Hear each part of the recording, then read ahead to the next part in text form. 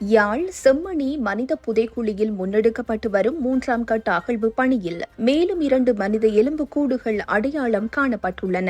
அகழ்வு பணியின் 6ஆம் நாளான நேற்று இந்த எலும்புக்கூடுகள் கிடைக்கப்பெற்றுள்ளன. நேற்றைய தினம் அடையாளம் காணப்பட்ட 2 எலும்புக்கூடுகளுடன் சேர்த்து செம்மணி புதைக்குழியில் இதுவரையான காலப்பகுதியில் மொத்தம் 246 மனித எலும்புக்கூடுகள் அடையாளம் காணப்பட்டுள்ளன. அத்துடன் அடையாளம் காணப்பட்டவற்றில் இதுவரை 243 எலும்புக்கூடுகள் முழுமையாக அகழ்ந்து எடுக்கப்பட்டுள்ளன. ஏற்கனவே அடையாளம் காணப்பட்டவற்றில் 3 எலும்புக்கூடுகள் இன்று முற்றாக அகழ்ந்தெடுக்கப்பட்டுள்ளன. மேலும் புதைக்குழிக்குள் காணப்படும் சந்தேகத்துக்கிடமான கருப்பு நிற மண் சேகரிக்கப்பட்டு தற்போது உலரவிடப்பட்டுள்ளது. இவற்றிலிருந்து மாதிரிகள் பெறப்பட்டு மேலதிக பரிசோதனைக்காக அனுப்பி வைக்கப்படவுள்ளன.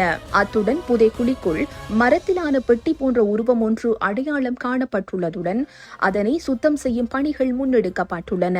இந்த விடயம் குறித்த உறுதியான தகவல்கள் அப்பணிகளின் பின்னரே தெரியவரும் என்று அறிவிக்கப்பட்டுள்ளது. இதையடுத்து இன்று ஞாயிற்றுக்கிழமை என்பதால் அகழ்வு பணிகள் நடைபெறாது என்றும் 7ஆம் நாள் அகழ்வு பணிகள் எதிர்வரும் திங்கட்கிழமை தொடரும் என்றும் சட்டத்தரணி VS நிரஞ்சன் தெரிவித்துள்ளார்.